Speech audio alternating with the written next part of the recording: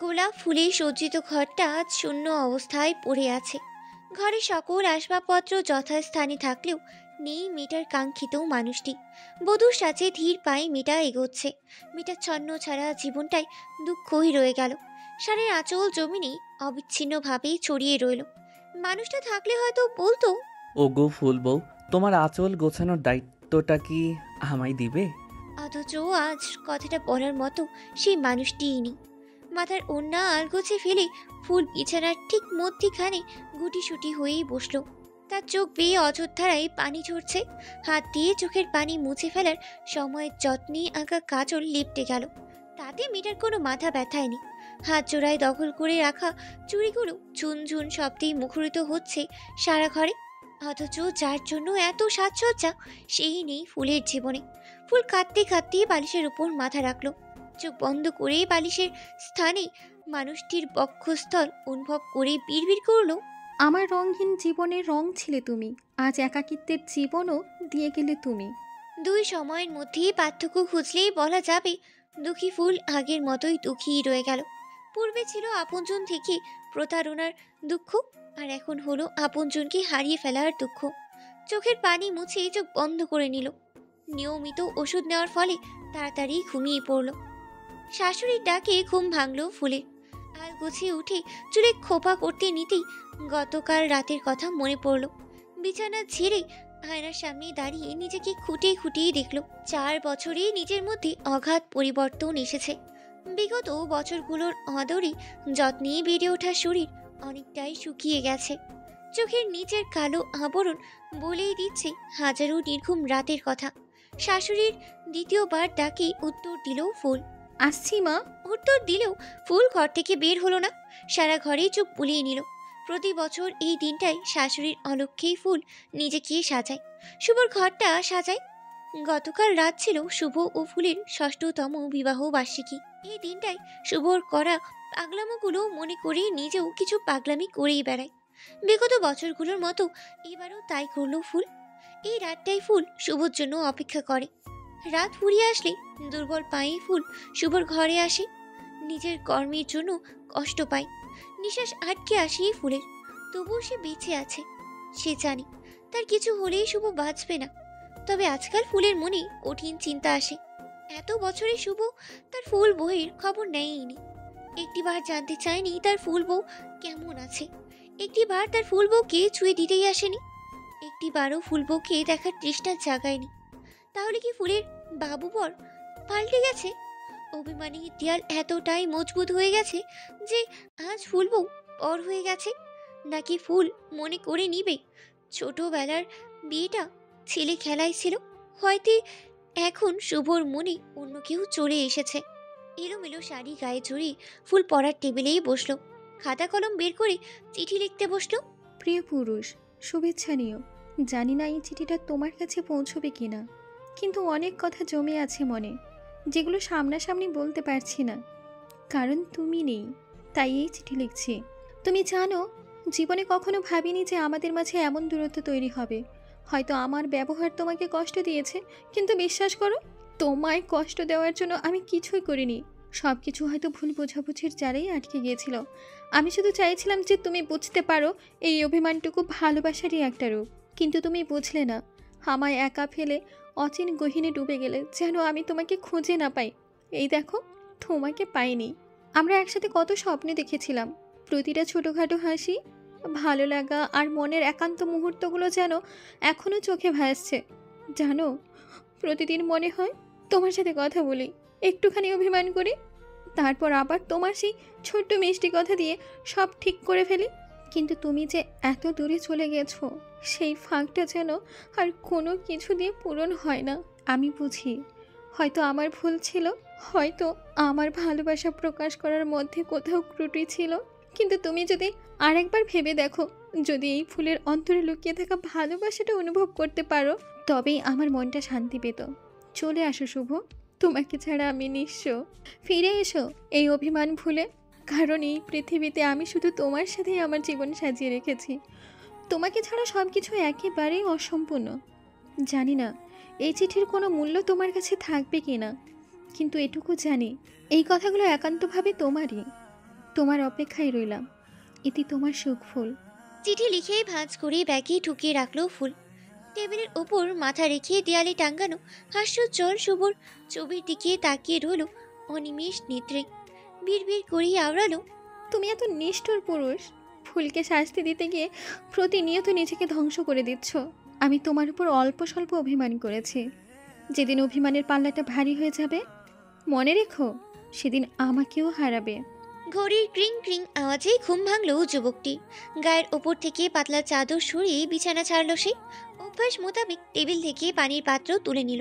মধ্যমা আঙ্গুলের সাহায্যে পাত্রের ওপর থেকে আচ্ছাদন ফলে দিয়ে ঢকঢক করে পানি পান করে নিল।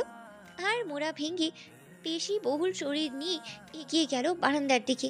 সূর্যের উত্তাপ গায়ে মাখিয়ে ঠোঁট নাড়ল যুবকটি। শুভ সকাল পৃথিবী, শুভ সকাল সুখফুল। দ্বিতীয় বাক্যটি বলার পর নিজের উপরেই বিরক্ত হলো যুবকটি। মুহূর্তেই চোখ বন্ধ করে নিল সে। দেয়ালের উপর মুষ্টিবদ্ধ হাতটাই আঘাত করে বসলো। ফর্সা লোমর্ষণ হাতটি তখনই লাল বর্ণ ধারণ করলো। যুবকটি সেদিকে কোনো খেয়ালই নেই। সে মনে অনুরাগে নিজের ভাবনায় মশগুল হয়ে রইল। বিছানার উপর রাখা মুঠোফোন অবিচ্ছিন্নভাবেই বাজতে থাকলো। যুবকটি এক পর্যায়ে হাতে চিন চিন ব্যথা অনুভব করলো। হাত দুইবার ঝেড়ে নিল। আশ্চর্যজনকভাবে যুবকটির মুখ সাথে সাথেই স্বাভাবিক হয়ে গেল। ধীর পায়ে এগিয়ে গেল বিছানার ওপর অযত্নে রাখা মোবাইল ফোনের দিকে। উল্টো হয়ে পড়ে থাকা ফোনটা হাতে নিতেই দেখলো তেলবাজ নামটি স্পষ্ট ভেসে উঠল। চেহারায় বিরক্তির ভাব ফুটে উঠল তখনই। না চাইতেও রিসিভ করলো ফোন। কানে রাখতেই অপর পাশ থেকেই মেয়েলি কণ্ঠস্বর শুনতে পেল সে। মেয়েটি বলছে, আরিফ মাহমুদ শুভ, তোমার ক্লাস ঠিক 6:30-এ শুরু হওয়ার কথা, আর 20 মিনিট বাকি আছে। আসতে পারবে নাকি লেকচারগুলো নোট করে রাখবো? কপালে দুই আঙ্গুল ঘষে শুভ উত্তর দিল, তোমাকে আমার রিলেটিভ মনে হয় না, আর না মনে হয় চাকর। নিজ ইচ্ছায় পাশের বাসার আন্টি সাজতে এসো না। বিষয়টা তোমাকে মানায় না মিস নোভা। অপর পাশ থেকে উত্তর পেল না শুভ। কেননা অনেক আগেই অপর পাশের ব্যক্তিটি লাইনচ্যুত করে ফেলেছে। শুভ কিছুই হয়নি ভাব করে বিছানায় ছুঁড়ে ফেলে বাথরুমের দিকে চলে গেল। গায়ে সাদা অ্যাপ্রন জড়িয়ে আয়নার সামনে দাঁড়াতেই আয়নার প্রতিবিম্বে কারো চেহারা যেন ভেসে উঠল। বিগত বছরগুলো যার থেকে দূরে সরে এসেছে তার প্রতিবিম্বও ভেসে উঠল। শুভ আয়নায় হাত বুলিয়ে দিল। আনমনি বলল, আমার সুখফুল, আমার শ্রেয়সী, আমার আদরি, তোমাকে ভুলে থাকার চেয়ে মৃত্যুর যন্ত্রণা হয়তো সহজ হতো। পর মুহূর্তে মুখে কাঠিন্য ভাব এনে বলল, তোমার শাস্তি এখনো শেষ হয়নি ফুল। আমার কথা অমান্য করার জন্য তোমাকে আরো কঠিন থেকে কঠিনতম শাস্তি পেতে হবে। ড্রেসিং টেবিলের ড্রয়ার তৎক্ষণাৎ খুলল শুভ, যেখানে না পড়া অনেক চিঠি জমা হয়েছে। শুভ বিগত বছরগুলোতে একটা চিঠিও খুলেই দেখেনি। দুয়ারে অনেকবারই চিঠি করা নেড়েছে। শুভ কোনো দিন নাম দেখেছে তো কোনো দিন দেখেনি। এত অভিমান লুকিয়ে রেখেছে মনে যে ফুলের অনুভূতির মূল্য শুভর কাছেই নেই। ড্রয়ারে রাখা চিঠিগুলোর ওপর হাত বুলিয়ে শব্দ করে আটকে দিল। চোখে কালো সানগ্লাস লাগিয়ে আয়নার দিকে তাকিয়ে বলল, শুভ দুর্বল নয়। আয়নার সামনে দাঁড়িয়ে থাকা আজকের শুভ খুবই কঠোর, নিষ্ঠুর। ফুল কি তার পাপড়িও শুভকে কাবু করতে পারবে না। ভর দুপুর, মাথার উপর সূর্য চুপটি করেই বসে আছে। মনে হচ্ছে নিজের উত্তাপে ফুলকে নিশ্চিত করেই ছাড়বে।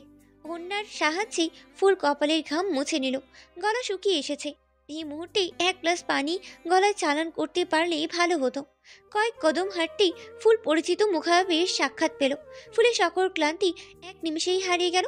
পা চালিয়ে মানুষটির কাছে এসে বলল, সরি রে, অনেকক্ষণ দাঁড়িয়ে থাকতে হলো তাই না? চল চল, আজ মনে হচ্ছে তোর হবু বউ তোর কল্লা চিবিয়ে খেতেও দুইবার ভাববে না। মানুষটি ফুলের দিকে এক বোতল পানি এগিয়ে দিয়ে উত্তর দিল, গলা ভিজিয়ে নে। আমার হবু বউ তোর বরের মতো হিংসুটে নয় যে তার ছোটবেলা বন্ধুর সাথে কথা বলে মাঝখানে ঢুকে পড়বে। সে যথেষ্ট বুদ্ধিমতী। ফুল ঢকঢক করে পুরো বোতলের পানি গ্রগ্রাসে গিলে ফেলল। বোতল অদূরে নিক্ষেপ করে উত্তর দিল, তুই ইদানিং খোঁচা দিতে শিখে ফেলেছিস নাফিস। একবার আমার বর ফিরে আসুক, তোকে নাকে মুখে চুবানি না খাইয়েছি তো আমার নামও ফুল নয়। নাফিস হাসলো। তার সেই সময়কার কথা স্মরণে আসলো যখন সে শুভর সম্পর্কে জেনেছিল। নাফিসকে জ্বালাতন করার কোনো সুযোগ শুভ হাতছাড়া করেইনি। নাফিস যে প্রথম শুভকে সহ্য করতে পারত সেটা বললেও ভুল হবে। শুভকে সহ্য হতোও না। বিশেষ করে শুভ যখন জানতো নাফিস ফুলকে পছন্দ করে, তখন সে রাগ না করে বরং স্বাভাবিকভাবে বিষয়টি নিয়েছিল। তখন শুভ অবাকই হয়েছিল। সে শুভকে এড়িয়ে চলতে শুরু করলো, কিন্তু শুভ মানলে তো। সে ফুলের বন্ধুকে নিজের বন্ধু বানিয়েই ছাড়লো। নাফিস প্রশ্ন করলো, এবারও কি চিঠির উত্তর দেয়নি? ফুলের হাসি মাখা মুখটায় আধার নেমে এলো। হাতের বন্ধনীতে চোখ রেখেই উত্তর দিল, হয়তো চিঠি তার কাছে পৌঁছয়নি। আমার বিশ্বাস যেদিন তার কাছে চিঠি পৌঁছবে সেদিনই আমার কাছে ফিরে আসবে। নাফিস এক ধ্যানে ফুলের দিকে তাকিয়ে রইল। তার মনে সাজানো প্রশ্নগুলো ঘুরপাক খেতে লাগলো। সত্যি কি ফুলের ভাবনা সঠিক? স্বামীর প্রতি অসীম ভালোবাসা দেখে ফুলের ওপর মায়া জন্মালো। নাফিস বিড়বিড় করেই বলল, তার কাছে তোর চিঠি যেন শীঘ্রই পৌঁছে যায়। তোর হাসি মুখের আড়ালের কষ্ট অন্য কেউ উপলব্ধি করতে না পারলেও আমি উপলব্ধি করতে পারি। যতই হোক, তুই তো আমার প্রথম ভালোবাসা ছিলে। ক্লাসের পর্ব সমাপ্ত করে রাস্তায় হাঁটা ধরলো শুভ। অভ্যাস মোতাবেক গায়ের সাদা অ্যাফরন খুলে ভাঁজ করে বাম হাতের উপর রাখলো। গলার স্টেথোস্কোপ ঝুলিয়ে রাখা আছে। আধা ঘন্টা বিরতি, তারপর হাসপাতালে যেতে হবে। ৩য় বছরের পর থেকে রোগীদের সঙ্গে কাজ করার সুযোগ পাওয়া যায়। শুভর ৪র্থ বছর চলছে। রোগীদের সাথে কাজ প্রতিদিনই করতে হয় তাকে। সকালের খাবার এখনো পেটেই পড়েনি। আধা ঘন্টা সময়ে কিছু খেয়ে নিবে ভেবে নিল শুভ। 10 মিনিট হাঁটার পর চিরচেনা রেস্তোরাঁয় প্রবেশ করলো শুভ। সেখানে কাজ করে 17 বছরের ছেলেটার নাম ফরিদ। শুভকে দেখেই মুচকি হাসলো সে। বরাদ্দকৃত টেবিলে দক্ষ হাতে পরিষ্কার করে জায়গা দিয়ে দিল শুভর জন্য। ছেলেটার গলায় স্টেথোস্কোপ ঝুলিয়ে গায়ের অ্যাপ্রন চেয়ারের উপর রাখলো শুভ। ক্লান্ত গলায় বলল, খেয়েছিস? ফরিদ মাথা নেড়ে হ্যাঁ জানালো। ডান হাতের সাহায্যে ঘাড় চেপেই শুভ চোখে মুখে পানি ছিটাতেই চলে গেল। ফরিদ স্টেথোস্কোপ কানে লাগিয়ে নিজের হৃদস্পন্দন শোনার চেষ্টা করতে থাকলো, কিন্তু কিছুই বুঝলো না। শুভ আসলেই ফরিদ জানালো, দাদা ভাই, ভাত শেষ হয়ে গেছে। টিস্যুর সাহায্যে মুখ মুছতে মুছতেই শুভ পাল্টা প্রশ্ন করলো। যা আছে তাই নিয়ে আয় ফরিদ, হাতে বেশি সময় নেই। ফরিদ স্টেথোস্কোপ ফিরিয়ে দিয়ে চলে গেল। কিছুক্ষণ পর গরম ধোয়া ওঠা বিরিয়ানি নিয়ে আসলো শুভর সামনে। বিরিয়ানির ঘ্রাণ নসিকায় পৌঁছাতেই শুভ চোখ জোড়া বন্ধ করে ফেলল। কিছু স্পষ্ট স্মৃতি ভেসে উঠল চোখের পাতায়। শুভ চেয়ারে হেলান দিয়ে বসলো। মাথা পিছনের দিকে হেলে দিয়ে অপূর্ণ জীবনটা সাজাতেই চাইল, কিন্তু আফসোস কোনোভাবেই সাজাতেই পারল না। শুভ চোখ মিলিয়ে তাকাতেই সামনের চেয়ারটায় একজন নারীর অবয়ব দেখতে পেল। শুভ বিরক্ত হলো। চোয়াল শক্ত হয়ে আসলো। মুষ্টিবদ্ধ হাতটা টেবিলের নিচেই নিয়ন্ত্রিত রাখতে চেষ্টা করলো। মেয়েটির হাস্যজ্জ্বল মুখশ্রী শুভর অন্তরে কোনো প্রভাব ফেলতেই পারল না। মেয়েটির গায়ে সুঘ্রাণ সুগন্ধি মাখানো ঘ্রাণ পুরো রেস্তোরাঁয় ছড়িয়েই পড়েছে। পাশের টেবিল থেকে অনেকেই উকি দিচ্ছে এক পলক মেয়েটিকে দেখার আশায়। দুধে আলতা গায়ের বরণ নারীদের সকলেই চোখ দিয়ে খেতেই পছন্দ করে। মেয়েটিকে দেখে অপছন্দ করার মতো নয়, অথচ শুভ মেয়েটিকে কখনোই দেখে না।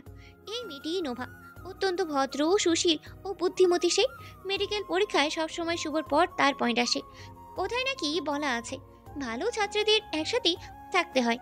শুভর শুরুর বছর থেকেই একসাথে থাকার ইচ্ছে পোষণ করতে করতে কবে যে শুভর ওপর দুর্বল হয়েই গেছে নিজেও জানে না সে। শুভ হাতের বন্ধনীতে সময় দেখে নিল। বিরিয়ানির প্লেট এক পাশে রেখে ফিরোজকে ডাকলো। আমি বিরিয়ানি পছন্দ করি না, রুটি থাকলে নিয়ে আয়। ফরিদ মন খারাপ করে ফেলল। আজ সে একটু বেশি উৎসাহী হয়ে বিরিয়ানি এনেছিল। শুভ এই রেস্তোরাঁতেই নিয়মিত খাওয়ার পর থেকেই বিরিয়ানিতে হাতে লাগায়নি। আজ ভেবেছিল খাবে, কিন্তু ফরিদ শুকনো রুটির সাথে কলিজা ভুনা নিয়ে আসলো। শুভ মিনাবাকে খাওয়া শুরু করলো। নোভাকে উপেক্ষা করার পরও সে ঠায় বসে রইল। অজুহাত খুঁজলো শুভর সাথে কথা বলার জন্য।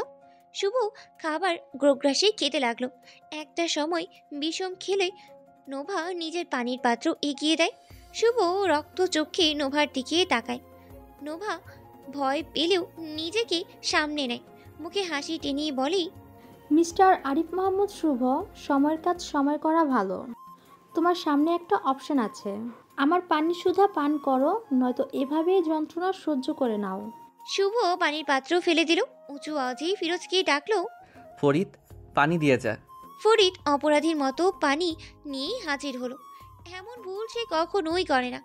নিজ কাজে লজ্জিত হয়ে ক্ষমা চাইল। নোভা তখনও শান্ত। শুভর খাওয়া শেষ হলে পুনরায় আওড়ালো।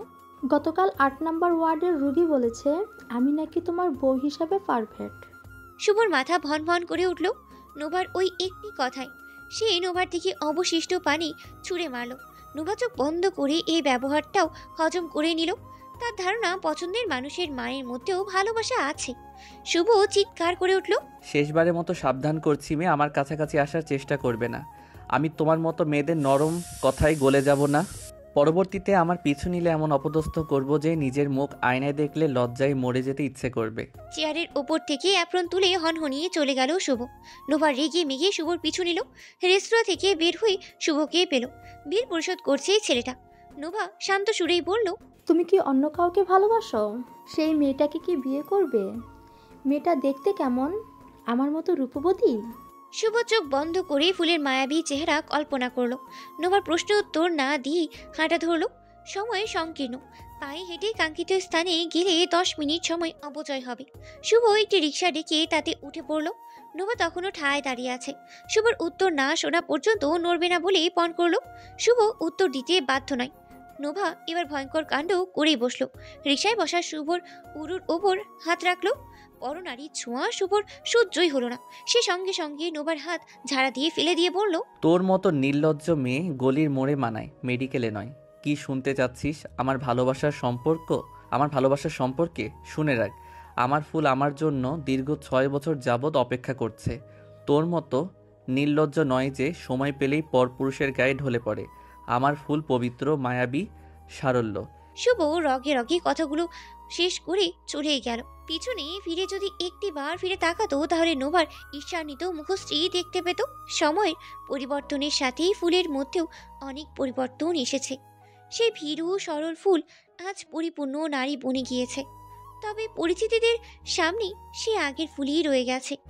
আজকের ফুল রাস্তায় বের হলে দুমড়ে মুচড়ে যায় না, মাথা উঁচু করে বুকে সাহস সঞ্চয় করে পথ চলে। 4 বছরের পড়াশোনার সমাপ্তি ঘটবে আর 2-1 মাস পরে। বিশ্ববিদ্যালয়ে স্নাতক ডিগ্রি লাভ করবে কয়েকদিনের মধ্যেই। ফুলের মনের অদম্য আগ্রহের মধ্যে একটি হলো সমাজ সেবা করা, অবহেলিত নারীদের নিয়ে কাজ করা। ফুল এই বিষয়ের উপরেই পড়াশোনা করেছে। হাতে ডিগ্রি পাওয়ার আগেই শাশুড়ির সাহায্যে ছোট্ট একটি সংগঠন তৈরি করেছে সে। ফুলের অধীনে 12 জন মেয়ে কাজ করে থাকে।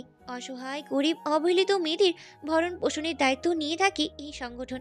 মেয়েদের সেলাই কাজ শেখানোর জন্য বড় ঘর ভাড়ায় নিয়েছে ফুল। তাছাড়াও মেয়েদের শিক্ষার জন্য ছোটোখাটো স্কুল খোলার পরিকল্পনা আছে ফুলের। এই স্বপ্ন একদিন সে পূরণ করবে। নাফিস ও আরিফাকে বিদায় জানিয়ে ফুল সেদিকেই যাচ্ছে। প্রতিমধ্যে কয়েকজন যুবক ফুলের রাস্তা অবরোধ করে দাঁড়ালো। ফুল মাথা তুলিয়ে তাকালো। এরা ফুলের পূর্ব পরিচিত। এর আগেও ফুল তাদের মুখোমুখি হয়েছিল। ফুলের অফিস শ্বশুর বাড়ি থেকে অনেকটাই দূরে। ফুলের শ্বশুর মারা যাওয়ার কয়েক বছর আগেই যেখানে জমি কিনেছিল, ফুলের শাশুড়ি সেখানে সংগঠনের জন্য বাড়ি করে দিয়েছেন। সেই এলাকা নিশান নামক নেতার ক্ষমতায় চলে। এরা নিশানের লোক। ফুলের পথ অবরোধ করেছে মূলত চাঁদার কারণে। ফুল চাঁদা দিতে নারাজ। নিজেদের জমির উপর বাড়ি করে চাঁদা দেওয়ার মতো মূর্খতা সে করবে না। নিশানের ডান হাতের নাম রাহাত। সে মুখ খুলল, ওই আপা, আমাদের তো এখনো খুশি করলেন না। আমাদের এলাকায় থাকছেন, বিপদ আপদ তো আর বলে আসে না। আমাদের খুশি না করলে একা হাতে বিপদ সামনে নেবেন কিভাবে? আপনাদের খুশি করার থেকে উপরওয়ালাকে খুশি করা আমার প্রধান দায়িত্ব। বিপদে পড়লে আপনাদের মতো ভণ্ডরা নয়, উপরওয়ালাই আমাকে সাহায্য করবেন। যা বললেন আপনাদের এলাকা, মনে করিয়ে দিচ্ছি আমি আমার জমির ওপর বাড়ি করেছি। আপনাদের এলাকায় কে কী করছে তা নিয়ে আমার কোনো মাথা ব্যথা নেই। রাহাত প্রতি উত্তর দেওয়ার আগেই ফুল পুনরায় বলতে শুরু করলো, আপনাদের একটা কথা স্মরণ করিয়ে দিই। আমার সংগঠনের নামটা নিশ্চয়ই আপনাদের জানা আছে, নারী সংগঠন। এখানে শুধু নারীদের আশ্রয় দিয়ে থাকি না, তাদের সাথে করা অন্যায়ের প্রতিবাদ করে থাকে। আশা করছি মাথায় কথাগুলো গেঁথে নিয়েছেন। ভুলে গেলে আবার আসবেন, আমি মনে করিয়ে দিব। তীর্যক দৃষ্টি, নির্ভয় অন্তর, সাহসী মনোভাব। এই ফুল একদম অচেনা। 3-4 জন যুবককে কথার চালে কাবু করে চলে গেল ফুল। ফুলে যাওয়ার পথে তাকিয়ে রইল সকলে। পাশের যুবকটি বলল, মেয়েটির কথায় যেন আগুন ঝরে পড়ছিল। কি ভয়ঙ্কর, কি ভয়ঙ্কর। কার্যক্রম শেষ করে বাইরে বের হতেই বক্সি কাকার দেখা মিলল। ফুলকে নিতে এসেছেন তিনি। ফুল দারোয়ানকে কিছু পয়সা দিয়ে গাড়িতে উঠল। বক্সি কাকা ড্রাইভারের পাশের সিটে বসে আছে। ফুল প্রশ্ন করলো, চিঠি পৌঁছে দিয়েছ কাকা? বক্সি কাকা মাথা ঘুরিয়ে তাকালো, হাসি মাখা মুখায়ব দেখিয়ে উত্তর দিল, সাথে সাথে ডাকঘরে দিয়ে আসছি। লোকেরা এখন আমাকে এমনভাবেই চেনে, বৌমনি আমি গেলেই হাত পাতে চিঠির জন্য। ফুল হাসলো, তবে কথা বাড়ালো না। সিটে গা এলিয়ে দিয়ে রক্তিম আকাশের দিকে তাকিয়ে রইল। কিছুক্ষণের মধ্যেই সন্ধ্যা নামবে, সারা পৃথিবী অন্ধকারে নিমজ্জিত হবে ফুলের অন্ধকারপূর্ণ জীবনের মতো। ফুল রাতকেই অপছন্দ করে। রাত হলেই শুভর অনুপস্থিতি কুড়ে কুড়েই খায়। ফুলের অন্তর শরীর তখন শুভকেই চায়। আজ 4টে বছর সে শুভর ছোঁয়া পায় না, আর না পায় শুভর দেখা। শুভর কণ্ঠে সেই জাদুকরী কথা শুনতেই পায় না। সে জানে না শুভ কোথায়, জানার চেষ্টা করে না, এটা বললেও ভুল হবে। শুভ জানতেই চায় না বললে ফুলও জানতে পারে না। শাশুড়ির সাথে শুভর কথা হয়। প্রথম প্রথম ফুলের কণ্ঠস্বর শুনলেই শুভ ফোন কেটেই দিত। ফুল তখন কষ্ট পেত, অভিমানী বুক ভাসাতো। কতবার নিজেকে শেষ করতে চেয়েছিল হিসাবে নেই। ফুলের শাশুড়ি সবসময় সান্ত্বনা দিত, পড়াশোনা করার মনোবল তৈরি করত। ফুল আজ এখানে থাকার পিছনে মা নামক শাশুড়ির অবদান অনেক বেশি। ফুল এখনও জানে না শুভ কেমন আছে, তবে এই ভেবে সে নিঃশ্বাস ফেলে তার শুভ যেখানেই আছে সুস্থ আছে। ফুলের আত্মবিশ্বাস একবার শুভর সামনে দাঁড়ালেই শুভর রাগ মুছে যাবে। আগের মতো ফুলকে তখন ভালোবাসবে। মধ্যরাত, কাগজের উপর খচখচ শব্দের উৎপত্তি জানান দিচ্ছে কেউ পড়াশোনায় খুবই ব্যস্ত। শহরের অধিকাংশই দালান কোঠা অন্ধকারে আচ্ছন্ন। কয়েকটা কঠোর আলো জ্বলছে, হয়তো তারাও রাত জেগেই পড়াশোনা করছে। শুভর সামনে খোলা ল্যাপটপ, টেবিলের ওপর এলোমেলো হয়ে পড়ে আছে কলম ও পেন্সিলগুলো। গভীর মনোযোগ দিয়ে শুভ লিখছে। রাত তখন 3টার ঘরে। শুভর লেখা যখন থামলো তখন অনেকটা সময় অতিবাহিত হয়ে গেল। হারা মোড়া ভেঙে শুভ চেয়ারে মাথা এলিয়ে দিল। তার নির্লজ্জ চোখ জোড়া ড্রেসিং টেবিলের ছোট্ট ডয়ারের উপর নিবদ্ধ। নিজেকে আজ সংযত রাখতেই পারছে না। মন বলছে, একবার চিঠি খুলে দেখ, নিশ্চয়ই তোর মন ভালো করার ঔষধই সেখানে লেখা আছে। পর মুহূর্তেই শক্ত ও পাষাণ মস্তিষ্ক নিষেধ করছে। ড্রয়ার খুললে তুই দুর্বল হয়ে যাবি, তোর স্বপ্ন অপূর্ণ রয়ে যাবে। যেই মানুষটিকে সুন্দর একটি পৃথিবী দেখাতে এত আয়োজন করছিস সেটাই ভঙ্গ হয়ে যাবে। শুভ মস্তিষ্কের কথাই শুনল, তবে সে মন ও মস্তিষ্কের কথা না শুনে সময়ের কথাই ভাবল। দীর্ঘ 4 বছর পর এক টুকরো কাগজে কলম চালালো। সেখানে লিখল, প্রিয় সুমন্দভাষিনী, কেমন আছো তুমি? আশা করি তোমার কথার মধুরতা আজও ঠিক আগের মতোই থেকে গেছে, যেমনটা চিরকাল থাকে। আমার প্রতিদিনের যাত্রাপথে তুমি যেন সেই স্নিগ্ধ বাতাস যে নিঃশব্দে ছুঁয়ে যায় মনকে। কখনো কখনো মনে হয় তোমার সেই মৃদু ভাষার শব্দগুলো যেন কোনো গোপন ভেলায় ভেসে আসে আমার কাছে, নিভৃতে বসে শোনায় এক মুগ্ধ করা সুর। তোমার মিষ্টি কথা শুনে আমার জীবনের অনেক কঠিন মুহূর্ত সহজ হয়ে যেত জানো। পৃথিবীর সব কোলাহল যেন এক নিমিষে থেমে যেত তোমার মুখের শব্দগুলোর কাছে। তুমি কি জানো, এইসব কথাই তোমার কাছ থেকে শুনে নিঃশব্দে জমিয়ে রাখতাম নিজের ভিতরে, যেন এগুলোই আমার জন্যে একান্ত রক্ষা করা ভালোবাসার গান। তোমার মৃদু কথাগুলোতে লুকানো স্নিগ্ধতা স্মরণ করে আজ কি লিখতে বাধ্য হলাম। তুমি কখনো হয়তো বুঝবে না, কিন্তু তোমার সেই অমলিন মিষ্টতা আমাকে নিঃশব্দে টেনে রাখে, যেমন টানে ঘরের কাছে ফিরতে চাই পথের শেষটা। ইতি তোমার। লেখা শেষ করেই শুভ এক ধ্যানে তাকিয়ে থাকলো। বইয়ের ভাঁজে চিঠি ফেলে বিছানার দিকে এগোলো। বালিশে মাথা রেখে চোখ বন্ধ করে বিড়বিড় করলো, তুমি সুমন্দভাষিনী, অন্তরতম আত্মার প্রেমানন্দিনী, তুমি আমার আলসে পড়ি, আমার ফুলের কুড়ি। ফুলের শাশুড়ি কাঁথা সেলাইয়ের কাজ করছেন নতুন অতিথির জন্য। সংবাদটা গতকাল সাগরিকা নিজেই দিয়েছে শাশুড়িকে। বিগত 3 বছর ধরে আদিলের সাথে সাগরিকা ও তার একমাত্র ছেলে পিয়াল মাহমুদ বিদেশেই আছে। পিয়ালের জন্মের 1 বছর পর সাগরিকা আদিলের কাছে চলে যায়। এই একটি বছর সাগরিকাই ফুলের সাথে ছায়ার মতো ছিল। ফুলের ভাঙ্গা মনকে মজবুত করার চাবিকাঠি নাড়িয়ে গিয়েছিল সাগরিকার নিজেই। মুঠো ফোনে ঘন্টার পর ঘন্টা দেবরের সাথে কথাবার্তা বলে বুঝিয়েছিল যে ফুল ভালো নেই। শুভ ভাবির অনুরোধ আবদারও শোনেনি, তবে এমন কিছু কথা বলেছিল যার কারণে সাগরিকার চোখ জোড়ায় আশার আলোর দেখা মিলেছিল। সাগরিকা হয়তো জানতো এমন কিছুই ঘটবে দুজনের জীবনে। সাগরিকা নিজেই ফুলকে বিশ্ববিদ্যালয়ে ভর্তি করিয়েছিল। ফুলের দুঃখময় জীবনে সুগন্ধি ছড়িয়ে দিতে শক্ত খুঁটি হিসেবে দাঁড়িয়েছিল সে। সন্ধ্যার পর ফুল বাড়ি ফিরল। পথের বাকি একজন বৃদ্ধ লোককে এক খাঁচা ভরা কলা নিয়ে বসে থাকতে দেখে বড্ড মায়া হলো। বক্সি কাকাকে বলে সবগুলো কলা কিনে আনলো সে। সুইটি খানন সোফায় বসে সেলাইয়ের কাজ করছিলেন। ওনার সামনে ল্যাপটপ খোলা, সাগরিকার সাথে কলে গল্প করছেন আর সেলাই কাজ চালিয়ে যাচ্ছেন। ফুল এসেই সোফায় ব্যাগ রেখে শাশুড়ি কাকা ঘেসে বসে পড়ল। ক্লান্তিতে চোখ দুটো বুঝে আসলো। সুইটি খানম কাপড় এক পাশে রেখে ফুলের মাথায় হাত রাখলো। ফুল আবেশে শাশুড়ির গায়ে আরেকটু ঘেসে কাঁধে মাথা রাখলো। শাশুড়ি মায়ের পাশেই থাকলে মনে তার প্রশান্তি কাজ করে। সাগরিকা পিয়ালকে খাওয়াচ্ছিল। ফুলকে দেখেই বলল, আমি কালই দেশে চলে আসব। একা একা মায়ের আদর খাওয়া হচ্ছে। সরে বস ফুল, আমার মায়ের থেকে 2 হাত দূরে বস। ফুল চোখ বন্ধ করেই উত্তর দিল। হিংসুটে মহিলা। সাগরিকা তেতে উঠল। ক্যামেরার কাছে এসে 2 বার টোকা দিয়ে ফুলের চোখ খোলার জন্য বলল, চোখ খোল ফুল, আজ ঝগড়া করার মুডে আছি। ফুল চোখ খুলল ঠিকই, তবে সাগরিকাকে জানানোর জন্য শাশুড়ির কোলেই শুয়ে পড়ল। ফুলের শাশুড়ি 2 মেয়ের কাণ্ড দেখেই হাসছেন। সাগরিকা এই দৃশ্য দেখেই চিৎকার করে বলল, শোন ফুল, মায়ের কাছে আছিস বলে ভেবেছিস আমার আদর কমে গেছে? আমার আদর আরও বেড়ে গেছে। একটু একটু আদর জমিয়ে রাখছে মা আমার জন্য।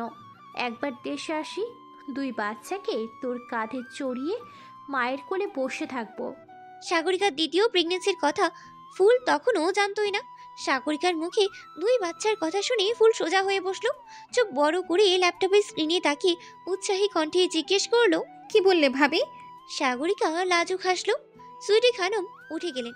সুখবরটা শুভকেও দিতে হবে। ফুলের সামনে কথা বললেই মেয়েটার মন খারাপ হয়।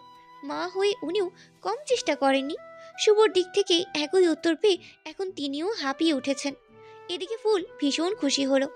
গল্প জুড়ে বসলো সাগরিকার সাথে। সারা দিনে ঘটে যাওয়া ঘটনাগুলো একে একে বলে যাচ্ছে ফুল। সাগরিকাও মনোযোগ সহকারে শুনে উত্তর দিয়ে যাচ্ছে।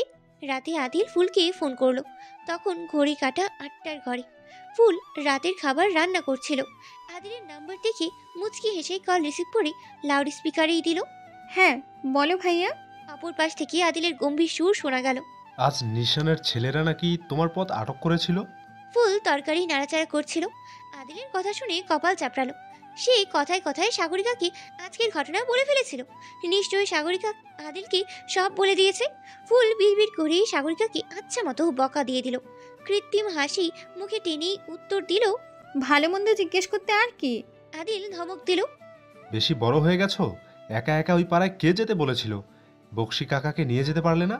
যদি কিছু হয়ে যেত? ফুল হাসি মুখে উত্তর দিল, হলে হতো, আমার তো আপন কেউ নেই যে মরে গেলে খেঁদে বুক ভাসাবে। আদিল চুপ করেই রইল। মেয়েটার কথায় স্পষ্ট অভিযোগ শুনতে পেল। মেয়েটা না চাইতো আদিলের কাছে শুভর নামে নালিশ করলো। আদিল উত্তর দিল, আমরা সবাই তোমার আপনজন ফুল। ফুল কথা ঘুরিয়ে বলল, আমাকে না বকে ভাবিকে দেশে পাঠানোর ব্যবস্থা করো ভাইয়া। তুমি তো বললেও আসবে না। আমরা তোমাদের খুব মিস করছি। আদিলের স্বর নিচু হলো। সময় নিয়ে উত্তর দিল, জলদি আসবো, আমার ভাঙা পরিবার ঠিক করতে হবে তো। ফুল আনমনেই বলল, আদৌ কি জোড়া লাগবে ভাইয়া? চিন্তার বিষয়। ফুল ও শুভ সম্পর্ক কোথায় নিয়ে যাবে তাদের? আদিল সহ পরিবারের সকলের একই চিন্তা। রাত বাড়লেই একাকিত্ব আঁকড়ে ধরেই ফুলকে। কত রাত নির্ঘুমে কাটিয়েছে হিসাব করাই যাবে না। আজকাল ঘুম যেন ধরা ছোঁয়ার বাইরেই চলে গেছে। ফুল রাত পার করে ছবি আঁকাকি করে, নয়তো শুভর কথা ভেবে। শুভর কথা ভাবলেই মুখে ব্যথা করেই ফুলের। কত ওষুধ সেবন করলো, কিন্তু অসুখ ভালোই হলো না। রাত হলেই ফুল আরেকটা কাজ করে, শুভর মতো চিঠি লিখতে বসে। সে জানে না এই চিঠি শুভ পর্যন্ত পৌঁছে কিনা। শুভর ঠিকানা বক্সি কাকা জানে, একবার গিয়েছিল সেখানে। ফুল ব্যাপারটা জানার পর থেকেই বক্সি কাকাকে দিয়ে ডাকঘরের মাধ্যমে চিঠি পাঠাতেই শুরু করে। চিঠি লেখার সময় ফুল শুভর ঘরেই আসে। তার মনের ধারণা এই ঘরেই চিঠি লেখার ঘর। শুভ এই ঘরে বসে তো কত শত চিঠি লিখেছে ফুলকে। কলম হাতে নিয়ে ফুল অনিমেষ তাকিয়ে রইল খাতার দিকে। আপন মনেই বলল, যেদিন দুজন এক হব সেদিন যেন পূর্ণিমা থাকে। আমি পূর্ণিমার আলোয় তোমাকে দেখব, তোমার ছোঁয়া উপভোগ করব। ফুলের চোখ বেয়ে কয়েক ফোঁটা অশ্রু গড়িয়ে পড়ল। ফুল অশ্রু মাখা চোখে বিধ্বস্ত হৃদয় একটি চিঠি লিখল। প্রিয়, অনেক দিন হলো তোমার সাথে একটু কথা হয়নি, অথচ প্রতিটা দিনই আমার মনের ভেতর একরাশ কথা জমে জমে পাহাড় হয়ে গেছে। জানি তুমি ভাবছো তুমি হিনা সব ঠিকঠাক আছে, বিশ্বাস করো কিছুই ঠিক নেই। আমি ভালো নেই। হঠাৎ কেন এভাবে দূরে সরে গেলে? আমার অপরাধটাই দেখলে, আমার বিধ্বস্ত হৃদয় দেখলে না? তুমি কোথায় আছো জানি না, শুধু জানি তোমাকে ভুলে থাকতে পারছি না। আমার মনের গভীরে যে অভিমান জমেছে সেটাও ভুলতে পারছি না। তুমি কি কখনো ভাবো যে মানুষটা প্রতিটা মুহূর্তে তোমার পাশে ছিল, তার জীবনে তোমার অনুপস্থিতি কতটা বড় ফাঁকা হয়ে আছে? প্রতিদিন সকালে চোখ মিলেই খুঁজে ফিরি তোমাকে, আর প্রতিদিনই নতুন করে বুঝতে পারি তুমি নেই। এটা কতটা কষ্টের হয়তো তোমার পক্ষে কল্পনাও করা কঠিন। হয়তো আমার ব্যবহার তোমাকে বুঝতে না পেরে কষ্ট দিয়েছিল, হয়তো তোমার অবাধ্যতা আমাকে মৃত্যুর দিকে এগিয়ে নিয়ে যাচ্ছিল, কিন্তু আমি তো শুধু তোমার সঙ্গে আমার সারা জীবন কাটানোর স্বপ্ন দেখেছিলাম। সেই স্বপ্নগুলোর কি কোনো মূল্য নেই? এভাবে দূরে ঠেলে দিলে আমাকে। আমার এই কথাগুলো তোমার কাছে হয়তো অভিমানের, কিন্তু এটাই আমার ভালোবাসা। আমি চাইনি কখনো তোমায় হারাতে, কিন্তু যে দূরত্বটা আজ আমাদের মাঝে তৈরি হয়েছে সেটাও তো আমি চাইনি। হয়তো আমাদের এই দূরত্ব ঘোচানোর চাবিকাঠিটা তোমার হাতেই। যদি কখনো মনে হয় এই অভিমানের আড়ালে যে ভালোবাসাটা আছে সেটুকু অনুভব করতে পারো, তাহলে আর একবার ফিরে এসো। হয়তো সেই দিনটাও আমাদের জন্য অপেক্ষা করছে, যেদিন আমাদের সকল অভিমান মুছে যাবে। ভালো থেকো, আর মনে রেখো আমি এখনও তোমার অপেক্ষায় আছি। ইতি তোমার সুখফুল। প্রিয় সুমন্দভাষিনী, তোমাকে এই নামেই লিখতে ইচ্ছে করে আজকাল। তোমার কথাগুলো যেমন মধুর, ঠিক তেমনই প্রতিটি বাক্য যেন এক টুকরো নীরব সুরের মতো মনের গভীরে বেজে ওঠে।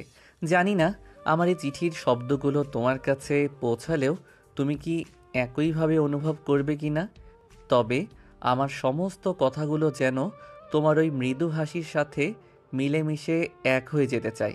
প্রতিদিনের সেই ছোটোখাটো কথাগুলোও তোমার বলা মধুরতায় এমন মায়া ছড়ায়, মনে হয় সেগুলোই নতুন রং লেগেছে। তোমার প্রতিটি কথা আমার কাছে যেন এক দৃষ্টান্ত, যেখানে বিনয় আর কোমলতা পাশাপাশি বসে। জানি কখনো তোমাকে সরাসরি বলিনি, কিন্তু আজ এই চিঠির মধ্য দিয়ে বলতে ইচ্ছে হলো। তোমার কথাগুলোই তো আমার দিনগুলোর সবচেয়ে সুন্দর অংশ। এখন তুমি যদি কোনো ভ্রুকুচকে ভাবতে থাকো যে আমি কেন এত কথাগুলো বলছি, তবে শুধু এটুকু বলবো, তোমার ওই সুমন্দ ভাষা সবসময় আমাকে এই কথাগুলো বলার সুযোগ এনে দেয়। ইতি তোমার মুগ্ধ শ্রোতা। এলোমেলো শব্দে চিঠি লিখেই শুভ নিজের জন্য এক কাপ কফি বানালো। গত রাতটা নির্ঘুমই কেটেছে শুভর। বিশেষ করে নোভাকে ফুলের জন্য কথা জানানোর পর এলোমেলো হয়ে গেছে সে। বিগত বছরগুলোর সহ্য শক্তি আজ নিষ্পৃত্ত হয়ে গেল। শুভ সে ধৈর্যহারা প্রেমিকের স্থানেই চলে গেল, যে সময়টা ছিল সুখ আর সুখ। বারান্দায় দাঁড়িয়ে কফিতে চুমুক বসালো শুভ। তার দৃষ্টি অদূরে দুতলা বিল্ডিংয়ের ছাদে, যেখানে একজোড়া কবুতরকে বসে থাকতে দেখা যাচ্ছে। একটা সময় শুভ ফুলের পাশে এইভাবেই লেপ্টে বসে থাকতো। ফুলের ছোঁয়ায় ছিল শুভর মরণের প্রথম ধাপ। অথচ আজ বারান্দা থেকে চলে আসতে নিতেই নিচের দিকে চোখ গেল শুভর। ফরিদ দাঁড়িয়ে আছে। এত সকালেই ছেলেটাকে দেখেই ভ্রু চুকুল উচকে নিল শুভ। আওয়াজ তুলেই ডাকলো ছেলেটাকে, এখানে কি করছিস ফরিদ? ফরিদ উত্তর দিল, এদিকেই যাচ্ছিলাম, ভাবলাম আপনার জন্য নাস্তা নিয়ে যাই। শুভ হাতের বন্ধনীতে চোখ বুলালো। সকাল 7টা বাজে। শুভ ফরিদকে বলল, উপরে আয়। ফরিদ এটারই অপেক্ষা করছিল। এর আগেও শুভর ফ্ল্যাটে এসেছিল, তখন অবশ্য শুভ নিয়ে এসেছিল ফরিদের জন্য কাপড় কিনেছিল, সেটা দেওয়ার জন্য। ফরিদ ফ্ল্যাটে ঢুকে সরাসরি শুভর রান্নাঘরে গেল। দুটো প্লেট এনে একটাতে রুটি, অপরটিতে ডাল ভাজি রাখলো। শুভ মাত্র কফি পান করলো, এখনই রুটি খেতে ইচ্ছে করলো না। সে ফরিদকে নিয়ে নিজের ঘরে আসলো। বিছানায় বসতে বলে বাথরুমে ঢুকলো সে। একেবারে গোসল করে মেডিকেলের উদ্দেশ্যে রওনা হবে।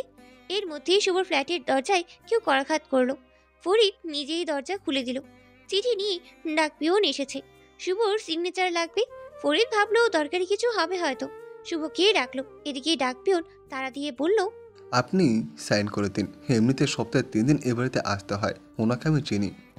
ফরিদ ভাঙ্গা অক্ষরে নিজের নাম লিখল। সে 5 পাস। জোড়া শব্দে বাক্য পড়তে নিতে সময় লাগেই অনেক। ঘরে সেই চিঠির উপর ঠিকানার নাম পড়তে লাগলো সে। ভাঙ্গা অক্ষরগুলো বানান করেই পড়ল।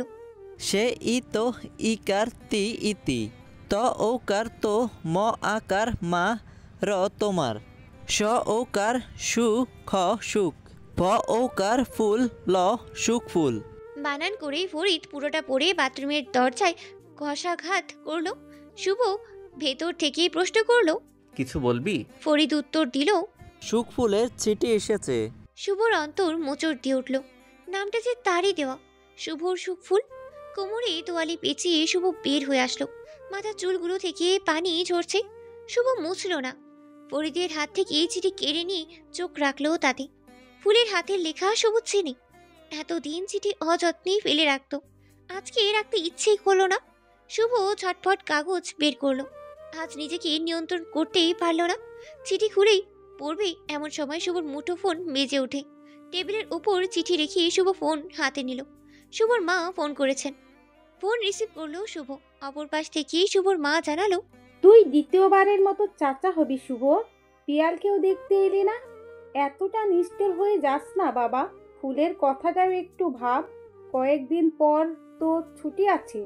দেশ বিদেশ না ঘুরে বাড়িতে ফিরে আয়। মেয়েটা তোর জন্য আর কত অপেক্ষা করবে? শুভ থমথমে কণ্ঠে উত্তর দিল, আমার স্বপ্ন পূরণ না হওয়া পর্যন্ত ফিরব না মা, আমাকে ক্ষমা করে দাও। আর যদি কারো অপেক্ষা করতে ইচ্ছে না করে তবে চলে যেতে বলো। যেভাবে 4 বছর আগে চলে গিয়েছিল সেভাবেই, আমি বাধা দিব না। রাখছি, ক্লাস আছে। একরোখা বদমেজাজি শুভকে কেউ চিনবে না। সে হাস্যোজ্জ্বল শুভর হাসি আজ কেউ দেখে না। মনে অদম্য রাগ পুষে নিজের সাথে অন্যদেরও শেষ করে দিচ্ছে এই ছেলেটা। ফরিদ দেখলেও সবটাই। তার অন্তর্পটের প্রশ্নগুলো খুবই স্বাভাবিক। ফুল সম্পর্কে যতটুকু বোঝার বুঝল ফরিদ। তাছাড়া গতকাল শুভর কথাগুলো শুনেছিল সে। শুভ বিবাহিত সেটাও জেনেছিল গতকাল। ফরিদ বুঝল শুভ ও তার স্ত্রীর মধ্যকার সম্পর্ক ভালো নয়। ফরিদও একজনকে খুব ভালোবাসে। আগামী মাসেই তার বিয়ে। ফরিদের সাথে নয়, অন্য কারো সাথে। ভালোবাসার মানুষটার সাথে করার দূরত্ব কতটা কষ্টের সেটা ফরিদ জানে। শুভ কথা বলা শেষ করে কাগজখানা ড্রয়ারে রেখে দিল আগের মতো অযত্নে। এরপর পোশাক পরিবর্তন করতেই চলে গেল। ফরিদের চোখ তখন টেবিলের উপর নিবদ্ধই ছিল, যেখানে শুভর লেখা দুটো কাগজ পড়ে আছে। ফরিদ দেখতে পেল কিছুক্ষণ আগিয়ে আসা চিঠির খাম জমিনেই পড়ে আছে। ফরিদ সেটা হাতে নিল। তার মস্তিষ্কে কি চলছে বোঝাই যাচ্ছে। হয়তো ফরিদের জন্য একটি পবিত্র সম্পর্কের দ্রুত ঘুচবে এবং সেটি খুবই শীঘ্রই। 1 মাস পর শুভদের মেডিকেলের পরীক্ষা শেষ হবে। তার 1 মাস ছুটির পর ইন্টার্নশিপ শুরু হবে। শুভর আজ মেডিকেলে বিশেষ কাজ ছিলই না। সে এসেছে তার প্রিয় শিক্ষক ডক্টর মাহমুদা ম্যাডামের সাথে শেষ দেখা করতে। আগামীকাল সকালেই ম্যাডামের সিঙ্গাপুরের ফ্লাইট। কবে ফিরবে তার কোনো নিশ্চয়তাই নেই। শুভদের ডিপার্টমেন্টের ছাত্রছাত্রীরা ফুলের শুভেচ্ছা জানানোর জন্য কেবিনে সামনেই জড়ো হলো। প্রিয় শিক্ষকের বিদায় বেলায় অধিকাংশের চোখে অশ্রু জমা হলো। ম্যাডামের অনুমতি নিয়েই কয়েকজন ভেতরে প্রবেশ করলো। তাদের মধ্যে শুভ ও নোভাও ছিল। নোভার হাতেই ফুলের তোড়া। কেবিনে প্রবেশ করে ম্যাডামের দিকে সেটা এগিয়ে দিল। শুভ সামনে দাঁড়িয়েছিল বিধায় নোভা ইচ্ছে করে গা ঘেঁষেই দাঁড়ালো। শুভ কিছুটা পিছিয়ে গিয়ে জায়গা করিয়ে দিল। মাহমুদা ম্যাডাম ছাত্রছাত্রীদের উদ্দেশ্যেই কিছু কথা বলেই বিদায় জানালেন। শুভকে বাদ দিয়ে মাহমুদা ম্যাডাম সবাইকে চলে যেতে বললেন। শুভ হয়তো জানতো এমন কিছুই ঘটবে। সে মুচকি হেসেই দাঁড়িয়ে রইল। সবাইকে বিদায় জানিয়ে মাহমুদা ম্যাডাম শুভর কাছে এসে কান মলে দিল। শুভ ব্যথা পাওয়ার মিথ্যা নাটক করেই চিল্লিয়ে উঠল। মাহমুদা ছেড়ে দিয়ে চেয়ারে বসলো। শুভকে বসতে বললো সামনের চেয়ারটায়। পরিবারের সাথে থাকলে তোমার পড়াশোনার ক্ষতি নয়, উপকার হতো। 4 বছরে একবারের জন্য পরিবারের কাছে গেলে না। তুমি এত জেদি কেন শুভ? টেবিলের ওপর নেম প্লেটের দিকে অনিমেষ তাকিয়ে রইল শুভ। তার কানে মনে হচ্ছে কথা ঢুকছেই না। মাহমুদা পুনরায় বলল, আদিল সকালে ফোন করেছিল। কিছুদিন ধরে ফুলকে নাকি কিছু ছেলেরা রাস্তায় উত্তক্ত করে জানালো। আপা তোমাকে বেশি কিছু বলেছে? আদিলের সাথে শুভর দূরত্বও বেড়েছে। এই পিছনের ঘটনাটা দীর্ঘ। আদিল ভেবেছিল শুভ দূরে থাকার সিদ্ধান্তটা ছিল সাময়িক, কিন্তু 4 বছর যে শুভ ফুলের থেকে বিমুখ থাকবে কল্পনা করতেই পারেনি। শুভকে শত বোঝানোর পর যখন মানল না, তখন আদিল শুভর সাথে যোগাযোগ কমিয়ে দেয়। ভেবেছিল এতেও শুভর মন নরম হতে পারে, কিন্তু আফসোস, শুভর মন নরম হলো না। মাহমুদা হলো আদিলের ক্লাসমেটের মা, শুভর পছন্দের শিক্ষক। এখানে আসার পর মাহমুদা খুব করেই চেয়েছিলেন যেন শুভ তার সাথে থেকে ডাক্তারি পড়া কমপ্লিট করে, কিন্তু শুভ নাকচ করে দিয়েছিল, মাহমুদার সাথে থাকলো না। মাহমুদা নিজের কেনা ফ্ল্যাটটা শুভর থাকার ব্যবস্থা করে দিল। 4 বছর যাবৎ শুভ সে ফ্ল্যাটে একাই আছে, মাহমুদাকে প্রতি মাসে ভাড়া দিয়ে আসে। মাহমুদার কথা শুনে শুভর কোনো হেলদোলি নেই। মাহমুদা ভেবেছিল শুভ চমকে যাবে। ফুলের প্রতি শুভর দুর্বলতা, ভালোবাসার সম্পর্কে মাহমুদা সবই জানে। শুভর পরিবার মাহমুদাকে সব কিছুই জানিয়েছে। শুভর চোখের মুখের কোনো পরিবর্তন দেখতে না পেয়ে মাহমুদা দীর্ঘশ্বাস ফেলে। কথা ঘোরানোর জন্য শুভকে অনুরোধ করেই বলে, আগামীকাল সকালে চলে যাব। রাতে খাবারের আয়োজন করেছি, বাসায় এসো। তুমি আসলে জারিফ খুব খুশি হবে। যাব। জারিফের জন্য স্পাইডারম্যান স্যুট কিনে রেখেছি, আজ দেখা করে দিয়ে আসবো। ফুলের ব্যাপারে কি ভেবেছো? শুভ উঠে দাঁড়ালো, গায়ের অ্যাপ্রন ঠিক করেই বলল, সে ভালোই আছে, তার জন্য ভেবে কি করব। আসছি, বন্ধুদের থেকে বিদায় নিতে হবে। মাহমুদাকে ফেলেই শুভ কেবিন থেকে বের হয়ে আসলো। মাহমুদা লম্বা নিঃশ্বাস ফেললো। ক্যান্টিনের মধ্যে কোনো কোনো টেবিলে মানুষজন চায়ের আড্ডায় মেতে উঠেছে, কোনো কোনো টেবিলে চায়ের বোতলে বই খাতা ছড়িয়ে আছে, আবার কোনো কোনো টেবিলে মানুষজন মুঠোফোনে ব্যস্ত হয়ে আছে। শুভ বন্ধুদের খোঁজে একটি চেয়ারে বসলো। শুভর উপস্থিতিতে বন্ধু মহলের মধ্যে গুঞ্জন শুরু হয়ে গেল। শুভ সবার দিকে ভ্রু যোগল উচকিয়ে তাকালো। পাশে বসে থাকা ছেলেটিকে জিজ্ঞেস করলো, কাহিনী কি? ছেলেটি উত্তর দিল, বস দাওয়াত দিলি না? হেয়ালিপনা কথা শুভ পছন্দই হলো না। সবার উদ্দেশ্যেই প্রশ্ন করলো, কি আলোচনা হচ্ছে আর কিসের দাওয়াতের কথা বলছো? একজন উত্তর দিল, মামা বিয়ে করে ফেলেছিস, আমাদের দাওয়াত দিলি না। শুনলাম মেয়েটাকে খেয়ে ছেড়ে দিয়েছিস, কথাটা কি সত্যি? শুভ চোখ গেল নোভার দিকে। নোভা ঠোঁট কামড়ে হাসছে। সে যা বোঝার বুঝে গেল, কাজটা নোভাই করেছে। শুভ সহপাঠীরা শুভকে ধরলো তার স্ত্রীর ছবি দেখানোর জন্য, কিন্তু শুভর কাছে এই আবদার পছন্দই হলো না। সে সকলের মধ্যে নোভার কাছে গিয়ে টেবিলে জোরে বাড়ি দিয়ে বলতে শুরু করলো, পরের ঘরে কি চলছে সেটা না জানলে খালাম্মাদের পেটের ভাত হজম হয় না। এতই যেহেতু অন্যের বউ দেখার শখ, তো বিয়ে করে নাও না। তারপর নিজের স্বামীর গায়ে নেম প্লেট লাগিয়ে ঘুরে বেরিয়ে সবাইকে বলো তোমার স্বামীর নাম অমুক তমুক। নোভা হাসলো, শান্ত সুরে উত্তর দিল, তাহলে চলো কাজী অফিসে যাই। মুহূর্তেই ক্যান্টিনে করতালি শুরু হয়ে গেল। কেউ কেউ শীষ বাজিয়ে নোভাকে অভিনন্দন জানালো। শুভ নোভার গালে থাপ্পড় বসিয়ে দিল। ক্যান্টিনের সকলে তখন চুপ হয়ে গেল। শুভ সকলের দিকে রক্তচক্ষু নিক্ষেপ করেই বলল, এখানে অধিকাংশই বিবাহিত। আমি কি কখনো জানতে চেয়েছি তাদের জীবনসঙ্গী কেমন? তবে কেন অন্যের কথা শুনে মজা নেওয়া হচ্ছে? এই মেয়ে পাগল বলে সবাই কি পাগল হয়ে গেলে? তোমাদের মনুষ্যত্ব কোথায় গিয়ে দাঁড়িয়েছে একবার ভাবো তো। জিসান নামক একজন সহপাঠী প্রশ্ন করলো, তবে কি তোমার বিয়ের ব্যাপারটা মিথ্যা শুভ? শুভ জিসানের দিকে তাকালো। তার চোখে মুখে রাগের পরিবর্তে অন্য কিছু দেখতে পেল জিসান। শুভ বলল, আমি বিবাহিত, এটা সত্য। আমার স্ত্রীকে আমি খুব ভালোবাসি, এটাও সত্য। তাকে ছেড়ে আজ 4 বছর ধরে এখানে পড়ে আছি, কিন্তু তাকে ছেড়ে দিয়েছি, এটা ভুল। ভালোবাসা শুধু কাছে থাকলে হয়, এটা ভাবা বোকামি। আমি মনে করি ভালোবাসার মধ্যে দূরত্ব আসলে ভালোবাসা বেড়ে যায়। আমি যতটুকু আমার স্ত্রীকে ভালোবাসি এর চেয়ে দ্বিগুণ সে আমাকে ভালোবাসে। সে আমার জন্য অপেক্ষা করছে, আমি জানি। শুভ ক্যান্টিন থেকে চলে আসলো, পিছনে ফেলে আসলো মুগ্ধ হয়ে থাকা সহপাঠীদেরকে। সন্ধ্যায় শুভ মাহমুদার বাড়িতেই আসলো। মাহমুদার 7 বছরের ছেলের নাম জিসান। সে শুভকে খুব করেই পছন্দ করে। ছোটখাটো অনুষ্ঠানের নাম করে মাহমুদা বিশাল আয়োজন করেই রেখেছে। শুভ বাড়িতে প্রবেশ করে সোফায় বসে গা এলিয়ে দিল। বিগত রাতগুলোতে তার ঘুমই হচ্ছে না। পড়াশোনার চাপে পাশাপাশি মন মস্তিষ্কে ফুলের কথা ঘুরেই যাচ্ছে। শুভ চাইলেও মস্তিষ্ক থেকে ফুলকে মুছে ফেলতেই পারে না। অবশ্য শুভ তা করতে চায় না।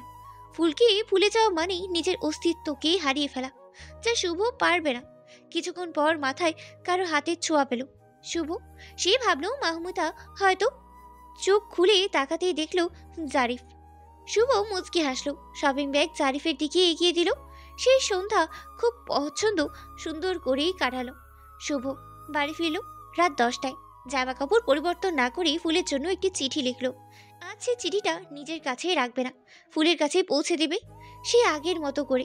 তবে আজকে চিঠির বাহক হবে ডাকঘর। প্রিয় সুমন্ধভাষিনী, তোমাকে এই নামেই ডাকতে আমার সবচেয়ে ভালো লাগে। এই নামেই যেন তুমি আমার মনের সমস্ত আবেগ, ভালোবাসা আর মাধুর্য নিয়ে বসে আছো। মনে হয় যতবারই তোমার নাম নেই যেন আমার হৃদয়কে ছুঁয়ে যায় সেই সুমধুর শব্দের সুর। তুমি কি জানো, তুমি আমার জীবনের সবচেয়ে সুন্দরতম অধ্যায়, যেখানে প্রতিটি দিনই নতুন, প্রতিটি মুহূর্তই যেন আশ্চর্য। তোমার কথা ভাবতে গেলে আমার সমস্ত ক্লান্তি দূর হয়ে যায়, সমস্ত কষ্ট যেন সান্ত্বনার পরশে মুছে যায়। এতদিন একসাথে কাটিয়েছি, অথচ আজও তোমার কথা ভাবলে আমার মনে হয় নতুন করে প্রেমে পড়ছি। তোমার হাসির মধ্যে এমন একটা মায়া আছে যেটা আমার জীবনের সব গোপন অনুভূতিগুলোকে যেন খোলা আকাশে উড়িয়ে দেয়। তোমার ছোট ছোট যত্ন, তোমার নিঃশব্দ ভালোবাসা সব কিছুই যেন আমাকে প্রতিদিন নতুন করে বাঁচার শক্তি দেয়। তুমি জানো, অনেক সময় আমার মনে হয় আমি হয়তো এই জীবনে কিছুই অর্জন করতে পারিনি, কিন্তু তারপর তোমার কথা ভাবলে আমার এই ভাবনাগুলো হারিয়ে যায়। তুমি আছো বলেই তো আমার জীবনটা এত রঙিন, এত অর্থপূর্ণ। তোমার মিষ্টি সুরের কথাগুলো আর তোমার সহজ সরলতা, এগুলোর প্রতিটাই আমার জন্য অমূল্য। তুমি আমার জীবনের একমাত্র নারী যে শুধু আমার মনের কথা বোঝে। আমি কথা বলি না, তবু তুমি সব পড়ে ফেলো। আজ তাই তোমার কাছে আমার এই সব কিছুই ব্যক্ত করতে ইচ্ছে করছে। এই কথাগুলো চিঠির পাতায় আঁকা হলেও প্রতিটি শব্দ যেন হৃদয়ের গভীর থেকে উঠে আসা। তোমার প্রতি আমার এই অশেষ ভালোবাসা কোনো দিন শেষ হবে না। হয়তো আমৃত্যু তোমার প্রেমে পড়তেই থাকবো, তোমার মধুর সুরের মায়ায় নিজেকে ভুলিয়ে রাখতে চাইব। ভালো থেকো সুমন্ধভাষিনী, আর আমার এই অকুণ্ঠ ভালোবাসার স্পর্শ যেন প্রতিদিন তোমার জীবনের প্রতিটি কোণকে আলোকিত করে। ইতি তোমার শুভ। চিঠিটা লিখে এক পাশে রেখে দিল শুভ। এই চিঠি সে দেবে না। শুভ সেই প্রথম চিঠির মতো 2 লাইনে চিঠি লিখল। আদৌ ফুলের কাছে পাঠাবে কিনা সন্দেহ। ফুলদের পরীক্ষার ফলাফল প্রকাশিতও হয়েছে। 3 জন বন্ধুই ফার্স্ট ডিভিশনে পাশ করেছে। আজ আরিফা ফুলের সাথে সংগঠন দেখতে এসেছে। মেয়েটা আগের মতোই চঞ্চল, এক জায়গায় স্থির থাকেই না। ফুলের সাথে রিকশায় চড়ে আসছে। সারা রাস্তায় আরিফাই কথা বলেই যাচ্ছে, ফুল শুধু হু হা উত্তর দিচ্ছে। কাঙ্ক্ষিত জায়গায় রিকশা থামালো। 2 জন রিকশা থেকে নেমে ভাড়া মিটালো। দারোয়ান তখন ফুলের কাছে এসে জানালো, ফুল চিন্তিত হয়ে বলল, আপনি চলে গেলে মেয়েরা তো বিপদে পড়ে যাবে। আমি আপনাকে ডাবল বেতন দেবো চাচা, দয়া করে চাকরি ছাড়বে না। দারোয়ান মানল না। সে তৎক্ষণাৎ চলে গেল। আরিফা হতভম্ব হয়ে গেল। সে ফুলের সাথে ভেতরে গিয়ে পর্যবেক্ষণ করল। ফুল সেদিন মেয়েদের দেখাশোনা করার জন্য নতুন কাউকে রাখলো, কিন্তু মানুষটা তেমন তাড়াহুড়োই না তা জানালোই না। এবার ফুল শাহিনীর বিরুদ্ধে পদক্ষেপ নেওয়ার সিদ্ধান্ত নিল। নাসিমা নামের একজন মেয়ে দীর্ঘদিন যাবৎ স্বামীর দ্বারা অত্যাচারিত হয়ে এসেছে। শেষবার যখন নাসিমার স্বামী তার পেটে লাথি দিয়ে 3 মাসের বাচ্চা নষ্ট করে ফেললো, নাসিমা তখন থেকেই শ্বশুর বাড়ি ফেরেইনি। মা বাবা ও বাড়িতে ঠাঁই দেয়নি। নাসিমা পথে ঘাটেই 2 দিন থেকেছিল। অনাহারে যখন মরচে যাচ্ছিল তখন বক্সি কাকা আশার আলো দেখিয়েছিল। তিনি নাসিমাকে ফুলের কাছে নিয়ে আসছিল। ফুলের কাছে এসেই নতুন জীবন পেয়েছে মেয়েটা, বাঁচতে শিখেছে নিজের জন্য। ফুল মেয়েটাকে নিজের সাথে বাড়িতে আনলো। ফুল বাইরে থাকলেই তার শাশুড়ি একা হয়ে যায়। শাশুড়ির সাথে সবসময় থাকার জন্য নাসিমাকে নিয়ে আসা। রাত তখন শুরু। 9টা বাজতেই বক্সি কাকা আসলো বাড়িতে। ওনার চোখে মুখে আজ খুশির ঝিলিক। ফুলকে খবর দিয়ে অপেক্ষা করতে ইচ্ছে করছে না যেন। ফুল আসলো সময় নেই। বাড়ির কথা জিজ্ঞেস করলো। বক্সি কাকা জানালো সব ঠিক আছে। ফুলের দিকে 3টি খাম এগিয়ে দিল। ফুল অবাক হয়ে হাতে নিল। তার দুরু দুরু বুকের কপন বেড়েই গেল। 4 বছর পর ফুলের দুয়ারে চিঠি আসলো।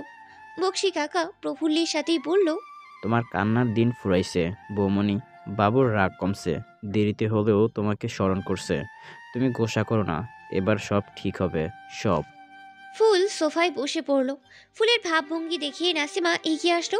বক্সি কাকা ফুলের মাথায় হাত রেখে চলে গেল। নাসিমা নিচে বসে ফুলকে এটা সেটা প্রশ্ন করতেই থাকলো। কি হয়েছে বুবু, সব ঠিক আছে তো? ফুল শান্তও ঠিকই, তবে ঝড় বইছে তার মনের ভিতরে।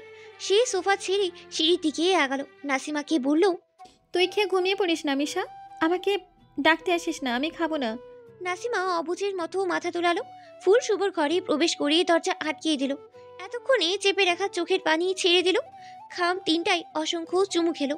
বিড়বিড় করতে থাকলো, কতদিন, অনেক দিন, অনেক সময় চিঠির অপেক্ষা করেছিলাম, আজ আসলো, কিন্তু অভিমান সেটা কি কমলো?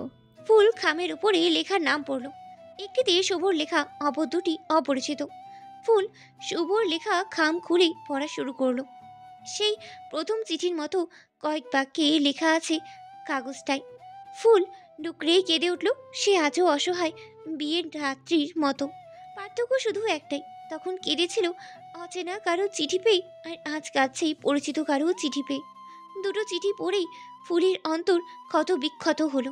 ফুল আর চিঠি লেখে না, লোক দেখানো হাসিটাও হাসে না, সবসময় কাজ নিয়ে পড়ে থাকে। মাস্টার্সে ভর্তি হওয়ারও কোনো আগ্রহই দেখায় না। ফুল নিজের জগৎ তৈরি করে নিয়েছে সেই চিঠি পাওয়ার পর থেকে। মনে অদম্য অভিমান পুষে সামনে আগাচ্ছেই সে। কার জন্য এত যন্ত্রণা সহ্য করছে ফুল, যে তার কথা ভাবেই না? ফুল নিজেকে তৈরি করতে অক্লান্ত পরিশ্রম করেই যাচ্ছে। শুভ চিঠি পড়ার পর বাকি দুটি চিঠি খুলে দেখেনি সে। চিঠি দুটো অযত্নে ডয়ারে পড়েই আছে। ফুল যদি একবার সেই চিঠি দুটো খুলে পড়তো, তাহলে শুভর কাছে চলেই যেত। শুভর এত বছরের অবহেলা অবজ্ঞা ভুলেই যেত। আফসোস, ফুল পড়ল না। এতদিন ফুল শাহিন নেতার নাম শুনে এসেছে, কখনো দেখেনি, আগ্রহ জন্মায়নি। ফুলকে ফুসলিয়ে সংগঠন বন্ধ করার জন্য অনেক চেষ্টা করেছে, কিন্তু সফল হয়নি। ফুল শাহিনকে ভয় পায় না। ফুল জানে সে সৎ, তার সততার জোরেই একদিন সে সকল বাধা অতিক্রম করেই সফলতা অর্জন করবে। ফুল ঘরের মধ্যেই আছে। এই মাসে সংগঠনের জন্য 4 জন মেয়েকে নিয়োগ দিয়েছে। মূলত নিজেকে নিয়ন্ত্রণ করার জন্য সময় দিচ্ছে সে। কাজ থেকে দূরে থাকার আরও একটি কারণ হলো আদিল ও সাগরিকা। সাগরিকার দ্বিতীয় বাচ্চাটা 2 মাস হওয়ার আগেই গর্ভপাত হয়ে যায়।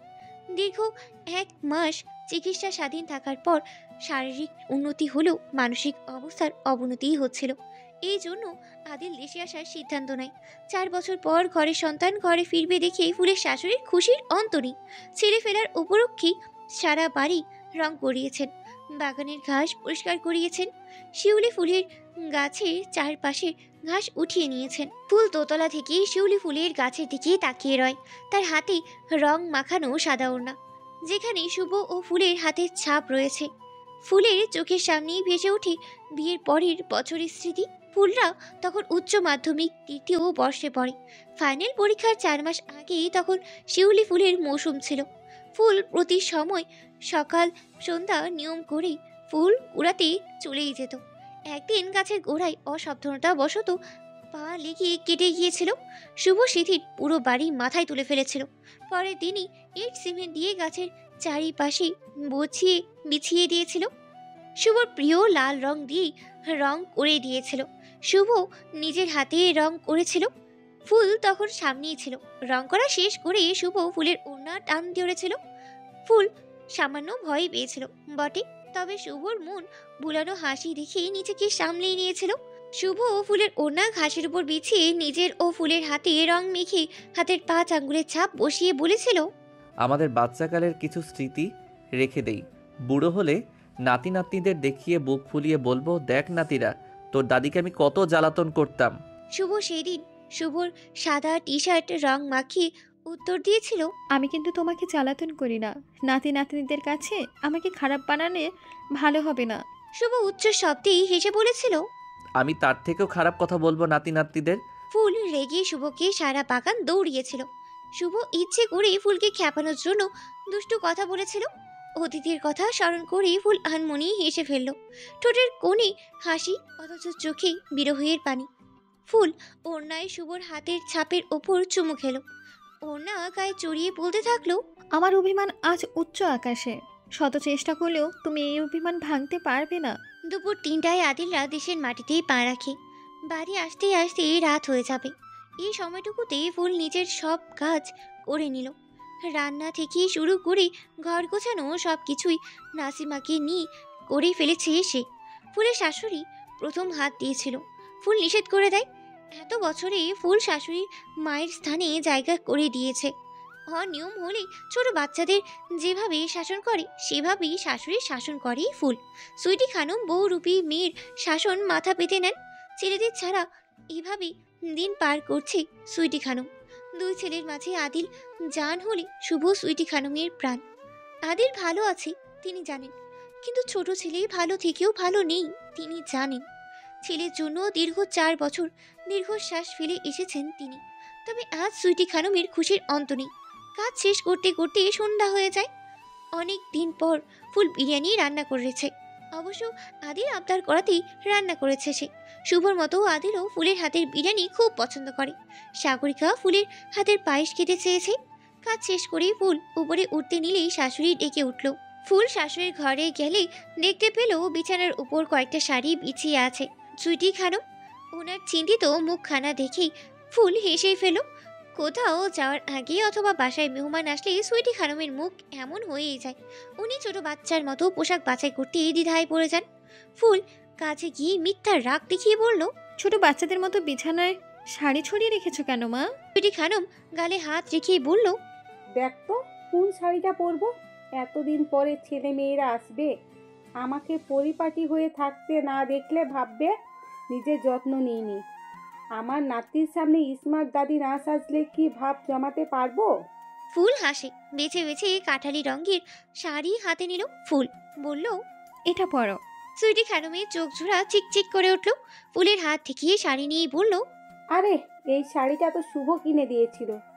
জানিস শাড়িটা কেনার সময় পাগলটা কি করেছিল?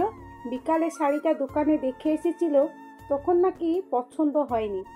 এরপর রাত 10টার তার মনে হলো শাড়িটা আর আমাকে মানাবে, তখন এই মার্কেটে কিনতে গিয়েছিল। দোকানি তো তখন দোকান বন্ধ করে দিচ্ছিল। শুভ চিৎকার চেঁচামেচি করে দোকান আবার খুলিয়ে নিয়ে আসছিল। পাগল ছেলে একটা। ফুল মায়ের চোখের দিকে তাকিয়ে মুক্ত হয়ে কথা শুনছিল। ছেলের কথা বলতে বলতে চোখ বেয়ে অশ্রু গড়িয়ে পড়ল। চোখের পানি মুছে পুনরায় বলল, তোর জন্য একটা শাড়ি রেখেছি। ফুল বলল, আমি শাড়ি পরবো না মা। ফুলের শাশুড়ি কপট রাগ দেখিয়ে বলল, মায়ের মুখের উপর কথা বলা শিখে ফেলেছিস। আমি বলেছি মানে পরতেই হবে। ফ্রেশ হয়ে আয়, আজ আমি ঠিক আগের মতো শাড়ি পরিয়ে তোকে সাজিয়ে দেব। ফুল দীর্ঘশ্বাস ফেলল। মাঝে মাঝে মনে হয় ফুলের শাশুড়ি পারলে ফুলকে পুতুল সাজিয়ে নিজের সামনে বসিয়ে রাখত। ফুলের আফসোস হয় এই ভেবে যে কেন তার ঘরে কন্যা সন্তান জন্মই নিল না। পর মুহূর্তেই আবার ভাবি, মেয়ে হলে তো ফুল এত আদর ভালোবাসা পেত না। ফুলের শাশুড়ি বেগুনি রঙের শাড়ি বাছাই করলো ফুলের জন্য। ফুলকে বলল, তুই শাড়ি নিয়ে ঘরে যা, আমি একটু পর এসে শাড়ি পরিয়ে দেব। ফুল শাড়ি নিয়ে উপরে চলে গেল। কিছুক্ষণ পর ফুলের শাশুড়ি এসে সুন্দর করে শাড়ি পরিয়ে দিল। সাজাতেও বলল না, চোখে মোটা করে কাজল এঁকে দিয়ে ঠোঁটে হালকা লিপস্টিক লাগিয়ে দিল। চুলগুলো খোপা করে দিল। আয়নার সামনে দাঁড়িয়ে ফুল নিজেকে দেখে অবাক হয়ে গেল। শাড়ি পরাতে নিজেকে পূর্ণাঙ্গ নারী মনে হচ্ছে। সে আগের ফুলের মতো একদমই লাগছে না। এই ফুল শুকনো, ছোট ফুল নয়, সুস্থ স্বাস্থ্য সম্পূর্ণ পরিপূর্ণ নারী। ফুল আয়না থেকে চোখ সরিয়ে নিল। কি লাভ নিজেকে খুঁটিয়ে দেখার? তার জীবনের রং আনন্দ কিছুই অবশিষ্ট নেই। ঘরে বসেই দরকারি কাগজপত্র উলট পালট করছিল।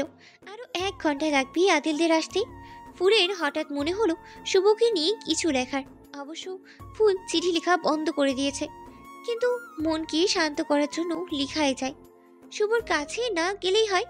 ফুল কাগজ কলম নিয়ে লিখলো, প্রিয়, 4 বছর, 4টি বছর পেরিয়ে গেল আর তুমি বাড়ি ফেরোনি। সময়ের সাথে সাথে আমার জীবনের প্রতিটা কোণ যেন শূন্য হয়ে গেছে। একমাত্র তোমার উপস্থিতি ছাড়া কিছুই পূর্ণতা পায় না। প্রতিটি দিন চলে যায়, কিন্তু তোমার অভিমান যেন আমার হৃদয়ে গভীর ক্ষত হয়ে রয়ে গেছে। তুমি যখন চলে গিয়েছিলে আমি বিশ্বাস করেছিলাম যে এটা সাময়িক কিছু, হয়তো কিছুটা সময় নিয়ে তুমি ফিরে আসবে, হয়তো কিছুটা সময়ের পর আমরা আমাদের পুরনো সম্পর্কের শিহরণ ফিরে পাবো। কিন্তু 4 বছর ধরে তোমার ছাপ ছাড়া এই ঘর শূন্য। এতদিন তোমার অপেক্ষা করতে করতে আমি ভাবি আমার কি ভুল ছিল, কি এমন ঘটেছিল যা তোমাকে এতটা দূরে ঠেলে দিয়েছে। পিতাকে শেষ দেখার শাস্তি এভাবে দিলে? আমার চোখে তুমি কেবল আমার স্বামী নও, আমার সঙ্গী, আমার বন্ধুও ছিলে। আমরা একসাথে স্বপ্ন দেখেছিলাম, একসাথে জীবনের প্রতিটা মুহূর্ত কাটিয়েছিলাম। সেই মুহূর্তগুলো এখন শুধু স্মৃতি, আর তাতে তোমার অনুপস্থিতি যেন এক অমোচনীয় শূন্যতা সৃষ্টি করেছে। আমি জানি তুমি অভিমান করে দূরে চলে গিয়েছিলে, কিন্তু আমার ভিতর সেই অভিমানে এখনও অজানা। তুমি কি জানো, আমি 1 মিনিটও তোমাকে ভুলে থাকতে পারি না। তোমার অভিমান আমাকে প্রতিটা মুহূর্তে ছিন্ন ভিন্ন করছে, কিন্তু আমি জানি না কিভাবে তা ঠিক করতে হবে। তুমি ফিরে এসো, শুধু আমাদের পুরনো সম্পর্ক আর কখনো ভাঙা হোক না।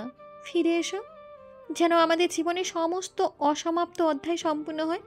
আমি জানি অনেক কিছু হতে পারে যা আমাদের দূরে ঠেলে দিয়েছে, কিন্তু আমি এখনও আশা করি আমাদের মধ্যে সেই ভালোবাসা আছে যা সময়ের ধারে ক্ষয়ে যায় না। তুমি ফিরে এলেই আমি তোমাকে সেই সমস্ত কথা বলবো যা আমি এতদিন চুপ করে রেখেছি।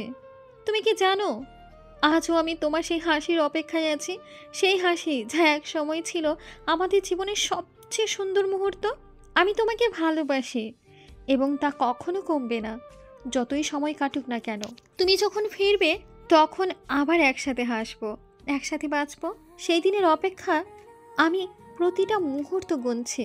ইতি, তোমার সুখ ফুল। চিঠি লেখা শেষ করেই ফুল গভীর ভাবনায় মশগুল হয়ে পড়ল।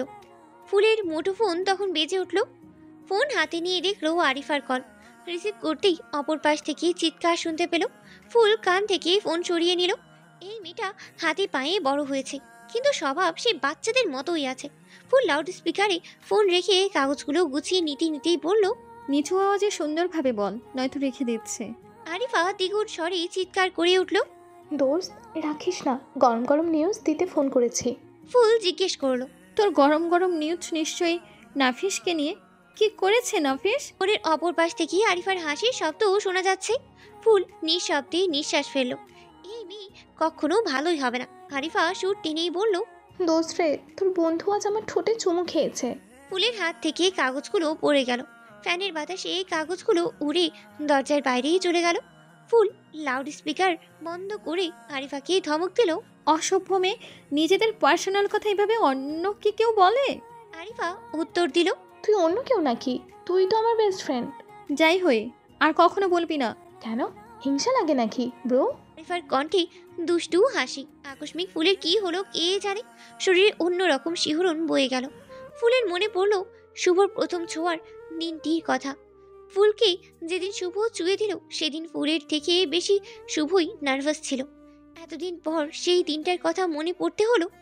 ফুল চোখ বন্ধ করে নিজেকে নিয়ন্ত্রণ করে নিয়ে উত্তর দিল, বাজে কথা বকিস না, ফোন রাখ। আরিফা রাখল না, উল্টে বলল, দোস্ত একবার চুমু খায়নি তো, 4 বার চুমু খেয়েছে। ফুল নিচু করে কাগজ উঠাচ্ছিল। আরিফার কথা শুনে কান থেকে ফোন পড়েই গেল। শুধু পড়লই না, কিভাবে যেন লাউড স্পিকার চালু হয়ে গেল।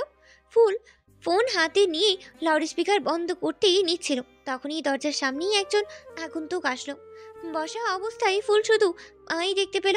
আরিফা সমান তালে তার কথা চালিয়ে যাচ্ছে, দোস্ত রে, প্রথম চুমুর অভিজ্ঞতা নিয়ে শরীর কেমন নিষ্পিস করছে রে।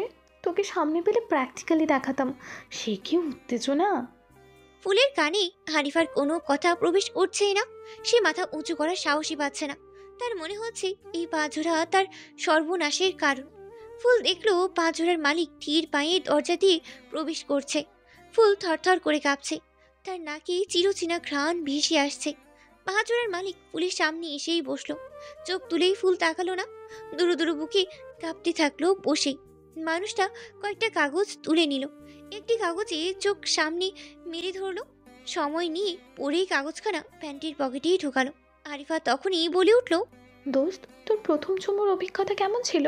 মানুষটা তখন ফোনের লাউড স্পিকার বন্ধ করে কানে ধরে উত্তর দিল, মধুরত্নের মতো, সেই স্বাদ এখনো ঠোঁটে লেগে আছে। অপর পাশ থেকে আরিফা ফোন কেটে দিল। মানুষটা ফুলের দিকে ফোন বাড়িয়ে দিয়ে বলল,